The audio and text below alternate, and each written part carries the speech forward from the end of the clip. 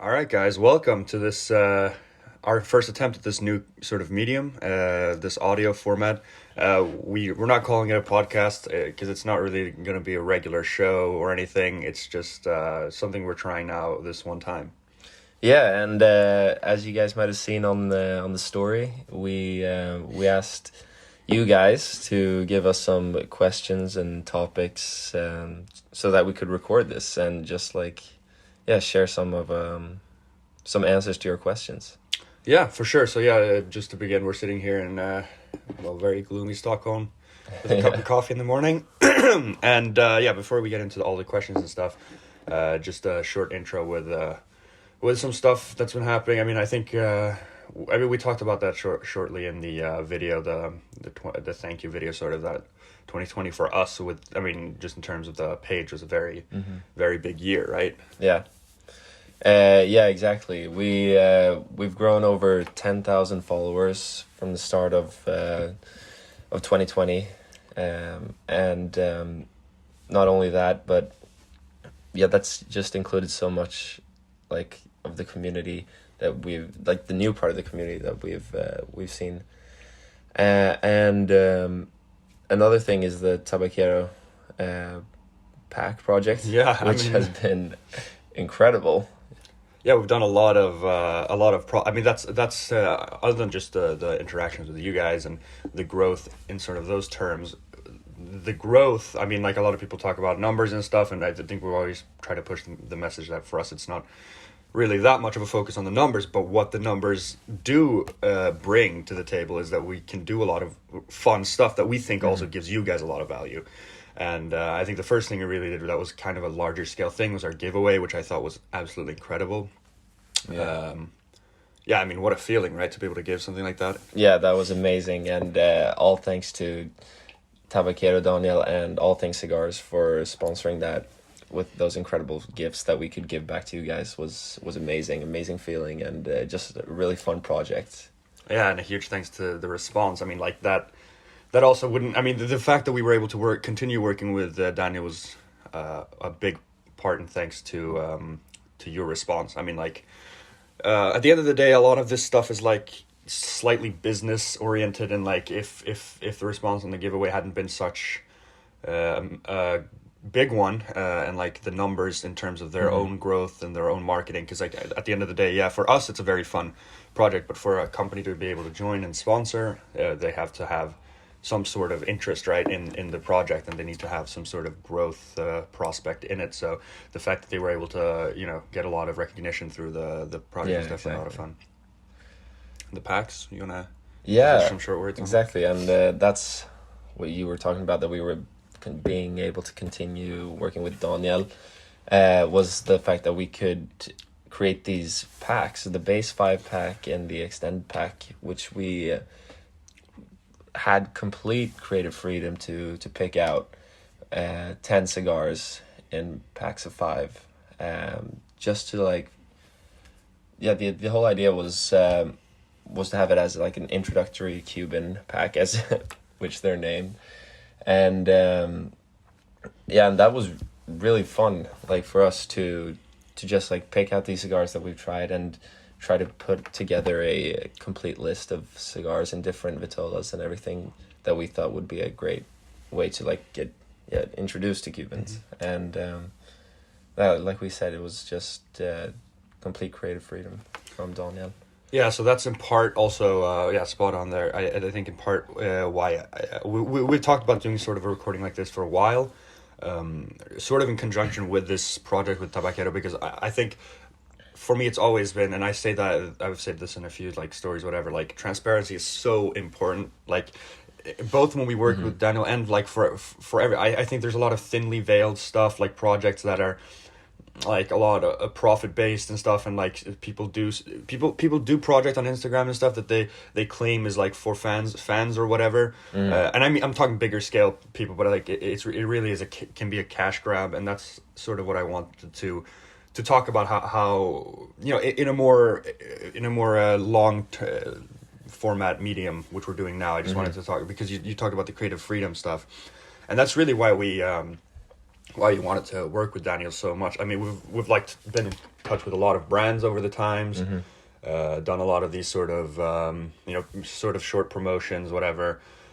And I think none has been as transparent, none has been as like collaborative, great at working with as Daniel. And what's awesome with him is his philosophy with his shop is quite similar to the way we want to do things. It's a lot of personal service. It's a lot of working straight with a person, taking time to really give the best experience as possible to whoever you're working with. I mean, he talks to every customer that wants his help, Yeah, exactly. And we felt right away, actually, from the start when we had our first chat with him that this was like going to be a good good cooperation, like, and it's turned out to be. For sure. Yeah, so just touching on shortly before we get into the Q&As. And we don't know how long this thing is going to be. We'll just chat for a while until we feel satisfied with what it is, and then it'll be fun to hear your feedback. But getting into the packs, Ruben touched on the fact that they were very creative freedom. That's the great stuff. We were talking about him, we're talking to him, and talking about how we could work together in some capacity, and we had this idea before that I think. Making a cigar pack like we did now it can be a very like fruitful thing for both parties, like, because a lot of people that probably are listening to this have asked us before about what kind of cigars to recommend, and we always take the time to write it out, but we always felt like it would be great if we could have worked with someone to put together a great good value pack in terms of price, and just collect all those great cigars. And we were allowed to do that with complete creative freedom, right? Like you can talk about how the process went. He just told us. Yeah, it was, go ahead. Exactly. It was more or less. It was just like, do your thing, and I'll see if I have them in stock. And so we sent over some of the picks, and maybe changed one or two, and then it was basically done. And he was just like, he used his own platform for us to give this back to you guys. Yeah, and awesome. It was just it was striking, because I remember talking to Ruben before, and I was like, if we do this kind of thing, will he? Because at the end of the day, this is a company that he runs. Will he have a lot of guidelines that he needs to meet? Do we need to include cigars that might be a little under the radar for him to increase his sales and stuff? And he was like completely right off the bat, just like, no, you guys choose absolutely whatever you want. I'm not interested in the profit either, like, which is pretty like cool for a guy that actually, I mean, is running this as a company to not be oriented in that. But he genuinely, just like we did, wanted to put out the best product possible for you guys, which was really, really awesome. So we've been getting a lot of people contacting us about maybe like different packs that we could do, and some guy told us that maybe a Robusto pack would be good, or something in that style. And we've actually been, when we were first discussing about like the base pack, we were also putting together another style of pack, which was a Stogie lad's favorite pack, and that might just like be the next thing on the horizon, since it feels like it's a good thing for us to do personally as well. Like, we want to put together our favorite cigars to share with you guys, since you often ask us like what cigars we enjoy, and we'll be touching that later as well. And so that might be the next step from the base pack to do our Stogie lad's favorites. So that's based on the interest, and I think like the interest was definitely decent on the introductory packs, but what we felt was a lot of like a lot of the target audience for the introductory pack might have been a lot of people like in the US that haven't smoked cigars before, and sadly, because of the regulations and stuff, Daniel can't ship there. So I think we're just teasing this now a little bit, saying it and seeing how you guys respond to that, because our favorite pack would be, again, complete creative freedom. So we would genuinely be able to make a pack of our absolute favorite. So like, I mean, I talk about the Juan Lopez #1 that I love so much. That's a pack that we definitely are wanting to include. The Trinidad Reyes is a cigar that we both really love, that we want to put in. So things like that, and a little higher end also, including a Cohiba and stuff that wouldn't be as fitting for a introductory pack. And I think this might be one that would interest people. So that's why we just wanted to bring this up in this format. If you guys are interested, you can always comment and DM us and give us feedback as always, and that might be interesting. But yeah, let's move on to the questions. Huh? Absolutely. Yeah, all right, guys. So whenever we post Q&A to our story or anything like that, there's some questions that occur more than others. These frequently asked questions, like our first cigar and when we first tried them and stuff like that. So I think we'll just rip off some of those. For sure. To start with. So yeah, my first cigar was a Machiavelli Diplomat when I was, let's say, 16 years old or something like that. Yeah. So yeah, we definitely get that first cigar a lot of time. I mean, it's a very interesting question. And you can go on stogielads.com or through the link in our bio, and we have like a little about us section there. I think before I get into mine, just quickly saying like Instagram is so good to get out like what it's made for, getting out pictures and stuff, but like we've made this website, which I think the people that have seen it really enjoy. I mean, I've had a lot of people actually say that they both like the review part, because we have cataloged all our reviews on there, and also like they like checking it out, whatever. But Instagram is not great for like pushing or whatever, like getting information out there, because that's not really what the app is for. So yeah, just another an audio format like this, if people are listening, if people haven't clicked off yet, it's a great way to get that out there. So yeah, you can go to stogielads.com. We have a little about section where we talk about some of these things. But getting back to the point, my first cigar was a Romeo y Julieta number 2. It was a cigar that a friend brought. Also, I think I was 15 or 16, right around there, to a poker night. At that time, this was like a young teens poker night. We played for like $10 or something, just a fun game. And obviously, me and Ruben, we were always like interested in this kind of stuff. We always wanted to like grow up and try cigars, grow up and try whiskeys, all this kind of cool stuff, right? So that was like a big moment for me. A friend finally bringing a Cuban cigar. Exactly, and it was like a friend bringing it, because we didn't have any like way of getting our hands on it. Yeah, and definitely. So it was just a great introductory cigar. I mean, like a Cuban cigar, it's around medium bodied, so it wasn't too much.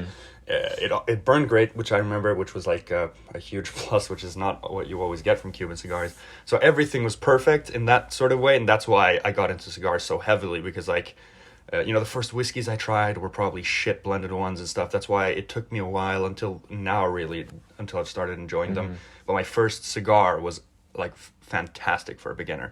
So that's a very fond memory. And that cigar I smoked when I was living in Brazil, so we can get into that. Sort of our backgrounds, and someone asked how many languages we speak, so that we can sort of trend into that. But yeah, we have this in our about section too. But where did you grow up, lad? Because we don't have the most standard or most like normal for being Swedes, No, exactly. When I was 5, I moved to. Well, first of all, I was born in Stockholm, Sweden, and then I moved to Singapore when I was 5 years old with my family. And later on to Canada, and now finally back to Sweden. But I didn't really pick up any Mandarin or French that well that I can speak it fluently. So yeah, the languages that I have in my baggage are like Swedish and English. So yeah, with that, I just shortly say, I mean, I know personally, like listening to this kind of, like podcast or whatever, if you follow people, you're always curious. We're not going to get into deeper why we moved around and stuff, but like our parents' jobs made that happen. So I was born in Chile, actually, Santiago, but I only lived there for about half a year. We were both born in 1998, by the way. Another frequently asked question, because I think we look very young, especially considering the demographic of cigar smokers in the world. We're definitely on the much, much younger side. But we have smoked cigars for a long time, considering our age still, considering that we both tried our first cigar at like 16. But that's besides the point. Yeah, I was born in Chile, moved to Madrid, Spain. And that's a lot of people wonder if they're talking about football, why I support Atleti. That's why Atletico de Madrid. That's because I was in Spain for 4 years. Then I also moved to Sweden for a short stint when I was very young as well. Then at about, what was it, 8 years old, I think. Yeah, I moved to Beijing, China, which was a very cool experience. A huge city, and I guess Madrid was as well, but I was too young to remember. So like that stark contrast going from Stockholm, which is more mellow, low-key place, to Beijing was very big deal. And then that's when I started going to like international schools, because people have also asked us why our English is like we have like these kind of North American accents ish, and like it's not very Swedish in the way we speak. So we both went to international schools. And then after that, 1 year in Malaysia. Only I know there's maybe someone listening, a guy that lived in Kuala Lumpur for a while. So lived in Malaysia for 1 year. A really nice country. I wish I could have lived there longer, because there's a lot of beautiful nature and stuff there. Then back to Sweden, which is where we met here in school. It sounds like a romantic love story. Where we met. And then last in Brazil for 3 years. Probably the country that I have the strongest like connection to now, as I was like the oldest there. Lived there for my older teen years, so sort of when I was more of an adult, could actually explore the country more independently and stuff like that. And then now back to Sweden for university. We're both university students. But on the languages, obviously we speak English. Vi kan ju båda säga att vi pratar svenska. Vi har aldrig pratat svenska någon gång. Nej, det har vi faktiskt inte. Även när du säger det så här så känns det konstigt. Y también hablo español en un nivel conversacional. E também, claro, que eu falo português. Agora meu português não é 100%, mas posso ter uma conversação. So yeah, 4 languages: Portuguese, Spanish, English, and obviously we both speak Swedish. Very good, lad. Yeah. So yeah, getting on to some other, more cigar related stuff now that we rattled off our longer life stories. So cutting and lighting, which is what we get so much. I think I'm just gonna say that you can go to our YouTube here and check that out, because I made a video and we got a lot of questions here, and we always get questions on the gadget stuff, and we're both not huge gadget cigar collectors. Not yet, at least. It's like, it's worked so far with just the basic cutters. And like I think we both have a more cigar oriented outlook. I know a lot of people love collecting humidors. They love collecting all the accessories and stuff. We're more like, I always feel like I'd rather spend the money on the cigar. Exactly. When money now definitely is a factor as university students, then it's worth much more for us to like discover the different type, like many different cigars, than have a bunch of different gadgets. So I'm sure that'll come with time as well. Like pick certain gadgets up along the way. But so far it's been just exploring cigars. Yeah, one guy said, we're not going to talk about the question quite yet, but a guy said like cigars is a very expensive hobby, which it definitely is. Yeah.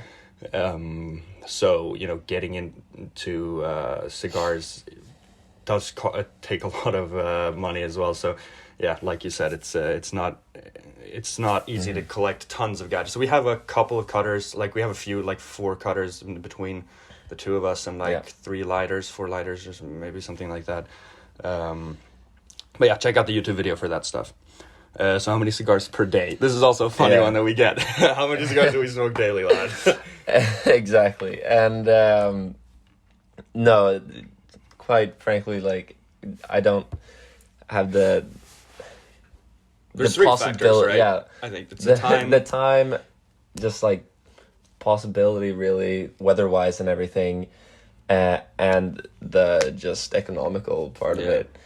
I mean, being a university student, just like you spend a lot of time studying, and also, I don't really know what to say. I just don't feel like I have the possibility to smoke cigars daily. It's not necessarily, like, for me in Lund, it's not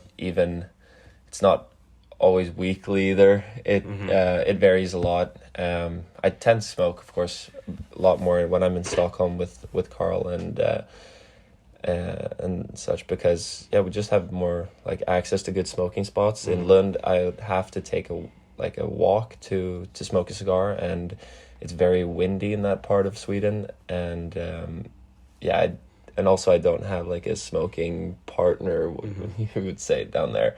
So when I'm here in Stockholm, then we have like balconies here. We have a lounge we can go to, and it's just easier here, I would say. So So we definitely don't smoke daily, and I think it's important to touch on the fact that nor would we want to. And I've talked to some other people about this. And there's a lot of like glorifying the luxury of smoking cigars and like smoking tons of cigars all the time. And I think the factors that, I mean, for me, it's primarily the economic situation, right? Like even smoking one cigar a day is like extremely expensive. But that's not even, I think, like the most important thing, because also time. Right, like a decent sized cigar. Okay, you can smoke very short cigars, but I like to enjoy the moment and take a break. I'm that's why I'm not a huge fan of like cigarillos in general, because it's like it's not really what cigars is about. For me, it's about carving out a time in your day to relax and truly enjoy a beautiful piece of craftsmanship in a fantastic cigar, and make it a special moment. And if I have to like puff down a cigarillo in 10 minutes because I need to get my cigar fix for the day, that's not what it's about. So the time, definitely, I mean, I just genuinely don't have the time to smoke a cigar every day. And we don't have an indoor lounge at our places. There's a lounge in the city we have to go to, but then that's, we have to carve out even more time to travel there. Yeah, exactly. Then it's a whole afternoon. So dedicated to it. So we either have to go on the balcony, and like the conditions don't always allow for that as well. So that's another factor. And then, frankly, lastly, health. It's not... I think a lot of people skim around that part, but it's important to always keep in mind that even though cigars is a fantastic hobby, it isn't a healthy hobby. Like, cigars aren't good. I mean, they are still innately a carcinogenic product. Now, obviously, I think governments highly, highly exaggerate that, and they use cigarette facts to sort of demonize tobacco and cigars. But, smoking a cigar a day or even more than that, it's not good for you. And oral hygiene as well, it's just not nice. So I think that sort of brings that. For me, I smoke about 2 cigars a week. It's been that for a little while now. But it fluctuates. Sometimes I go a lot longer without a cigar if the conditions just don't allow for it. And sometimes I smoke a lot more. Like in the summer, I'll have a lot more time. Yeah, I think definitely it's like seasonal as well. Yeah. Like during the summer, it's a lot more accessible for us, and Yeah, so speaking of accessibility, lad, we can just jump into this one because that's a good segue. How's it in Sweden, smoking? Oh yeah, exactly. It's and within this question, it also said I thought it was pretty strict there, and it definitely is. And just last year, there came new regulations for smoking outdoors at like cafes, which made it impossible to smoke at just sitting outside having a coffee at a place and smoking a cigar with it, which we did sometimes. Like it was a good, very nice thing to like meet up when we didn't really know about the lounge yet, and we would meet up and smoke there. I mean, it's just very pleasant in a spring or summer day or whatever, sitting outside at a cafe in the nice sun. It's not always you want to sit in a lounge either, and so it definitely is it is pretty difficult. Like if you don't have your own balcony or anything like that, then you would have to pretty much go out on a walk to smoke a cigar, and which might not always be nice due to like wind and if you just want to, I often feel like I want to sit down and enjoy the cigar, or with like a pairing, you wouldn't be able to pair it on a walk the same way. And like that kind of connects to that thing that it feels sort of rushed and forced to just walk around, especially like in a cold winter's day. It just feels like it's not let's face it, cigars are about, it's the peak of enjoyment for me at least. Yes. to and I want that to be an enjoyable moment in every sort of aspect. Exactly. Not walk around and feel like I'm forcing. And I don't think I've ever brought out like a cigar on a walk that I've felt like is one that I've been wanting to smoke for a long time. Like then it's been like more of a budget cigar For sure. that I can just like enjoy on the walk.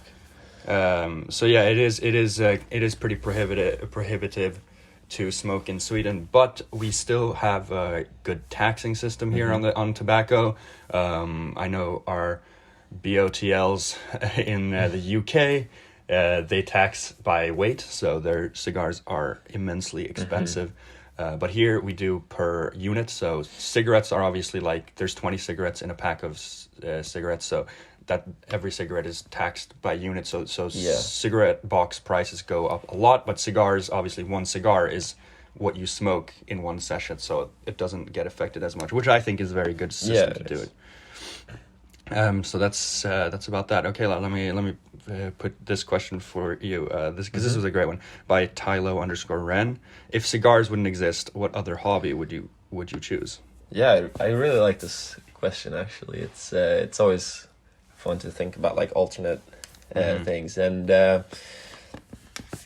for me it would be mixology, just like cocktail chemistry pretty much, and because you're already pretty good at that stuff, like you're already very interested in it. Exactly. I'm interested on a level that I haven't, like I don't have my own home bar really. You have some gear and yes stuff. Exactly, I have gear and enjoy like reading and watching videos on YouTube about that stuff, and for me, if cigars like wouldn't be a hobby, then I'd put a lot of time into that hobby instead, mixology, and just try to like understand more what flavors and this stuff go together, and just more of the chemistry of it, and just get to the point where you can like start creating your own cocktails that like would be available at a really high-end bar in New Orleans or anything. It's super cool, yeah. And I mean, you being an engineer, maybe the science part of that goes into it. I don't know. A lot of people say like cooking is an art and cocktails is like a science, right? Because it's something I definitely like that. I mean, I love the fact that you can make great cocktails because I can benefit off of that. You can make good cocktails and I can enjoy them. Yeah, exactly. And exactly, because that's also a thing that I want to be able to share it with someone as well, not just for myself. So. Yeah, no, that's a great one.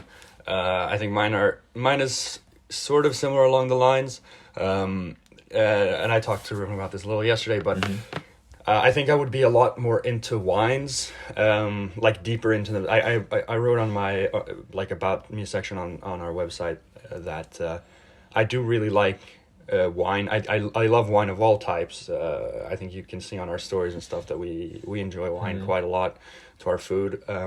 But I think me being so into cigars, because I love the whole, I mean, I love everything about the cigars, like the smoking, the history, the art behind it, and the community and everything. So like I've like decided to nerd down on it completely, and try to know. I mean, I like to think that I know a lot about cigars just because of the fact that I read a lot about them. I mean, I've decided to want to like really try to know as much about them as possible, just to get into the hobby as much as possible. But that, along with like all the time constraints and stuff, like hasn't allowed me to get into wine as much, because whiskey is a much more in a way simple, because like there's a lot of regulations that make whiskey the way it is, but with wine it's such an incredibly vast world. I mean, you have so many countries that produce wine, and so many regions within those countries. You have immense amounts of grapes,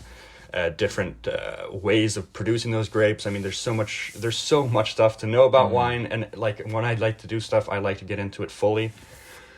So I know a decent amount of wine, like on a rudimentary level. Like I know basics enough to like enjoy wine, different types of grapes and stuff, but like not enough to be extremely into it. So I think if cigars didn't exist at all, that would probably be a direction that I would go. Void. For sure. Okay, so let's see. From Josh Aleman or Alaman, what do you believe makes a cigar great, lad? Oh, okay. This is a very good question. Um, yeah, just like thinking back, yeah, when I heard this question, I just automatically think back to like my favorite cigar experiences. Mm.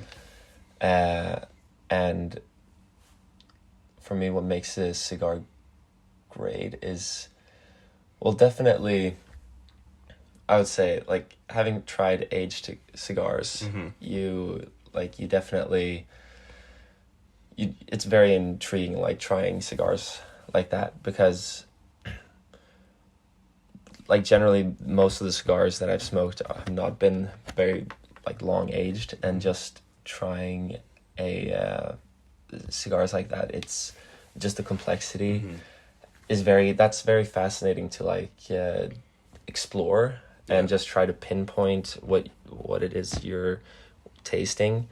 And so a cigar that makes you like think, or makes you just Pause, sort of. yeah, exactly, pause and feel like maybe, oh, I haven't felt this in any other cigar, is that's very like cool experience in a cigar. And but just more around the cigar, then, like, what makes this cigar great for me is also just the experience and setting that I'm in. Like, when I think about my favorite cigar experiences, then it's been like when the occasion has just been awesome, and it's just the pairing with the cigar, the drink, the company, the setting, and everything. So that's, yeah, as we've been talking about, it's not just about smoking a cigar, it's about enjoying the moment. And yeah, that's for me, like, the when cigars are at their best. Yeah, I mean, that was a spot on answer. I think definitely. I mean, I remember reading when I was getting into them, like, a cigar is only as good as the moment, and that's like very true. You can be, if you're celebrating a very special part of your life and you're lighting up a short filler piece of shit cigar, that could be the best cigar you've ever smoked. Yeah. And I mean, it can genuinely be that. So I mean, that's very important to say. I mean, I'd much rather have a regular production great Cuban with my closest friends, a nice pairing in a brilliant location, than, a Behike 56 alone in the dark and cold.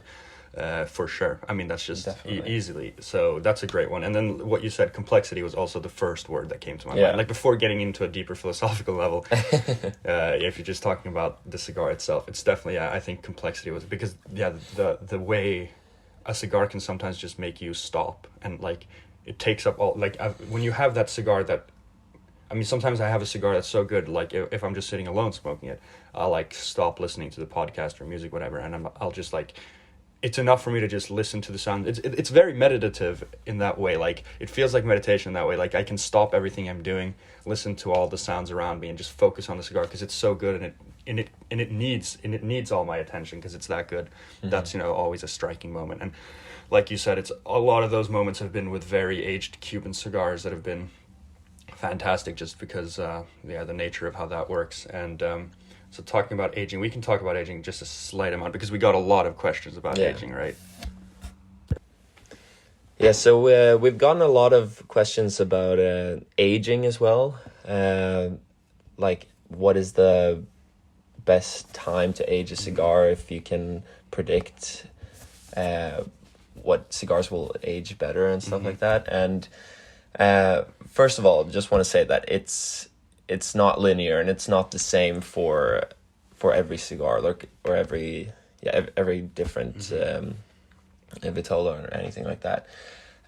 So it's also up to, like, personal preference a lot, of course, since everyone has their own palate. And we've been talking about, like, aging cigars, and if we would buy, like, boxes and age them, how we would age them the best way, and just, like, learn from aging as well. Yeah, so I mean, I understand that this is a question I get a lot, because I think in the cigar world, aging is probably the thing that's most important, that's the least, like, scientific about it. Because you can, like, quantify a lot of stuff, the sizes, the tobacco that's in it, the country. But with aging, people talk about it so much, and there's a lot of big cigar profiles that only smoked very aged Cuban cigars. So I get that it's like a myth, sort of almost a mythical thing that like, and a lot of people ask from the beginning, is it even important? Well, that's up to you, you know, like you have to try aged cigars yourself and see what you prefer. And like Ruben said, some cigars age very well and some don't, and it's not like I can't write a spreadsheet now and say which are good and which are not, because first of all, some people might not agree. Second of all, it's just not the same for every cigar, so it's very difficult to say. And it's just a tough subject to maneuver. But what we were talking about, so I think a tip in general, the most general tip I can give about aging is if you want to try them yourself, because it's easier said than done, right? Like, oh, you need to try aged cigars. Like, we got these 20-year-old Monte Cristos from Cigar King Sweden. That's not what everyone's going to get to experience. I mean, let's just face it, that's insane. But so I was talking to Ruben about this yesterday, and I think the best way to do it yourself, and the sad fact is it's going to take a lot of time, but you can already get a head start if you go to find a Cuban cigar in a vitola, or if you're not in the US, maybe another box, but try to get something that's very obscure and like cheap so you can experiment. So I was talking about like a Partagas Habaneros, or like a I don't know, a Chapman Majestics, or something that's very cheap, around $5 per Cuban cigar.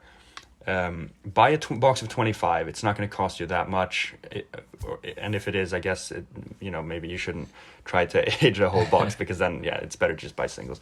But if you want to do it, buy a box of 25, and then like every 3 months or so you smoke one cigar, and after the years or months, you'll experience yourself like, oh wow, and keep tabs, like keep notes. And you'll experience like, okay, wait, this was a lot better than the one I had 3 months ago, and this one was better. And then at one point you might feel like, okay, wow, these started to mellow out a lot, and these are getting worse now. And you'll sort of see the trend, how those aged, and you can start to understand yourself, because they are very different, right? I mean, you've smoked fresh Cubans, and exactly. And of course, it's not, like, you're not going to be able to do that with every cigar that you come across, like age this way. But it's a great way to, just like get your own experience of how they age. Like, what are the differences in taste, the harshness, or whatever. So we've been talking about that. It's a very interesting way to try aging. And just a few final notes on so there's aging. I was talking about it, it's not very scientific, but there are some guidelines for it. So first of all, non-Cuban cigars are often aged already, and we've already mentioned in several videos and stuff just the economic situation, that Cuba is one small island that needs to produce cigars for the entire world, so they just do not have the capacity to age stock. They can barely meet demand as it is. So in Cuba, when the cigar is rolled and in the box, it's ready to ship, because they just they're already back ordered. Like, people are already trying to buy cigars to their stock. That's there's a lot of Cuban cigars that are out of stock as it is, so they have to sell them immediately. Whereas Davidoff, for example, have such a wide variety of Dominican tobacco, because the Dominican Republic is one of many non-Cuban cigar producing nations, that Davidoff have the capability to store a vast amounts of tobacco in their storage and just age it already. So a lot of non-Cuban cigars are already ready to smoke outside the box. Yeah. And that's why aging is a lot of talk about Cuban cigars, because Cuban cigars are box stamped, so people can know when their cigars are rolled, which is not a case. Exactly. And then I was just going to say, like, if next time you're buying your cigars online or whatever, you can, I don't know how like frequent it is on the websites that they provide the stamps, but I would think it's most of them.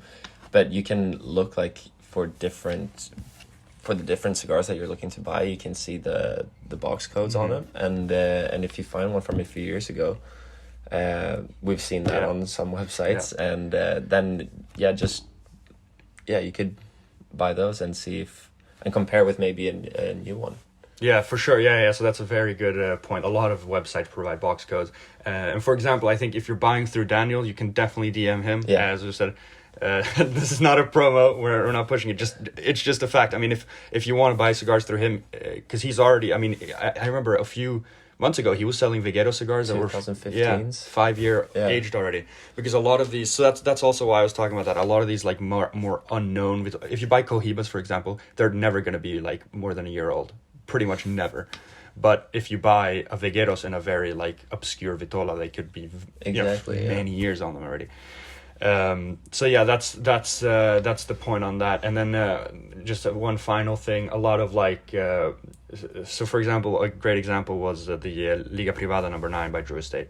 That's a cigar that's like very, very punchy and like strong. And what I read about that was that a lot of people say you don't want to age it because you don't want to take the edge off. So like that's the way. It's not linear. Some cigars shouldn't be aged because they lose that factor. A lot of people now talk about the Partagas Serie D number 4, and that is nowadays it's so mellow that it like aging it just sort of ruins the fact that it's such a punchy cigar.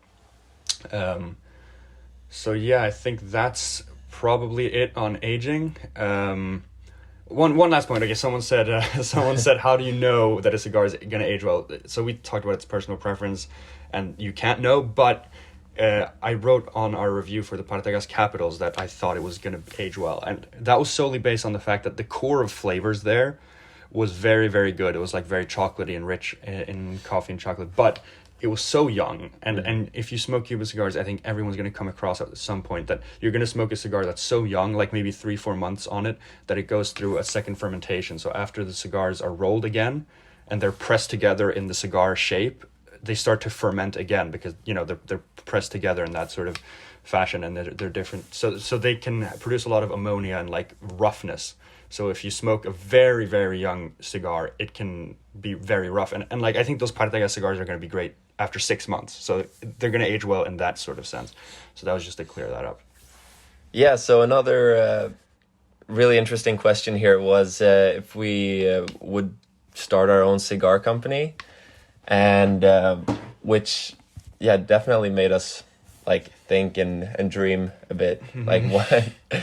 If it would be possible, it would be like probably fulfilling our dreams eventually. And but just the reality of as it is now is that it's like not something that we would focus on just like economically, but not only that, but just creating a cigar takes so much time and just effort and investment in money as well. Exactly. It's just I don't really know where to start when I think of that, and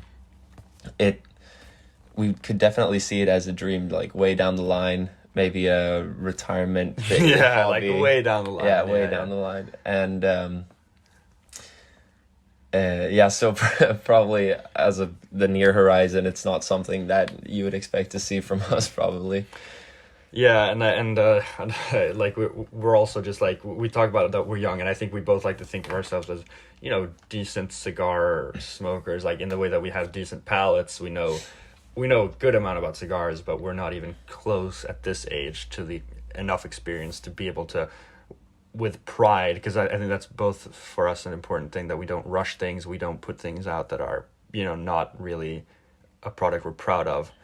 And when I say product, I mean like the videos or the photos or reviews or whatever. Like we want to think that it's something that really adds value to the people, because that's always important for us. That's why we started this page in the beginning. It was to bring value. Like it was to bring a page that would actually review cigars and give thoughts and also interact with people and really like bring a cool community.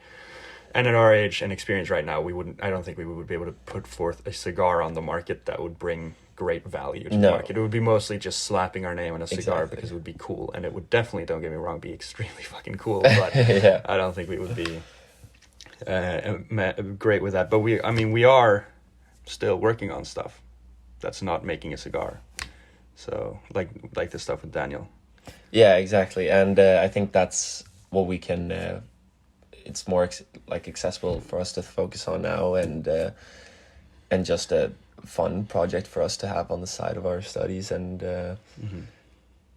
and just staying in, being able to like put our name on it as well, and sharing it with you it's extremely exciting, just to have it, and work with Daniel. Yeah, and even doing stuff like this. I mean, like, this might just seem like a fun thing, and this was a lot of fun. But we still, like, now we've been recording for 45 minutes exactly, so we took like 45 minutes out of our day to this. Like, even this kind of half silly stuff takes time out of our days, and being full-time university students, it's like, we're doing a lot of stuff that I think we're proud of with the Stogie lads at the moment already. So, like, I think, we got to take baby steps. That's what we've been doing, and just slowly grow and see what this can become. It's just great fun. It's just that's, I think, the baseline of this. It's just a lot of fun to share a hobby with me and Ruben together through the site, but really with all of you guys. I mean, it's a lot of people that we talk to daily. Yeah. I mean, I spend like hours daily almost in the DMs talking to people, which is so much fun. Which is incredible, yeah. And you guys just giving us topics to talk about here is also like just a simple view of the interaction that this page has with everyone. So thank you guys so much for all your questions. We're sorry we couldn't get to all of them. I mean, this already took 46 minutes and we only answered like 4 or 5 questions out of the tons of questions that came in. So we're sorry if we didn't get to yours. But we hope you enjoyed this anyway. I think I thought this was a lot more fun than I was expecting. Yeah, I thought it was just it's always nice to talk about cigars and just reflect. Yeah, and also share some personal stuff about us. Yeah, that we think is could be interesting for people to hear. It's always fun. Yeah, so we might be doing some more of these. Yeah, why not? I mean, if people think it's fun, it's because for us it just feels like we're having a normal conversation, almost with each other, but like only a little bit more professional in the format that we're talking to people virtually in a way. So it's like, I mean, for me it just sort of felt like a more structured conversation. Yeah, no, exactly. Like the one we had last night. So it's like, it's great. It's great. Yeah. So thanks for listening, and we'll keep in touch. Yeah. See you guys next time.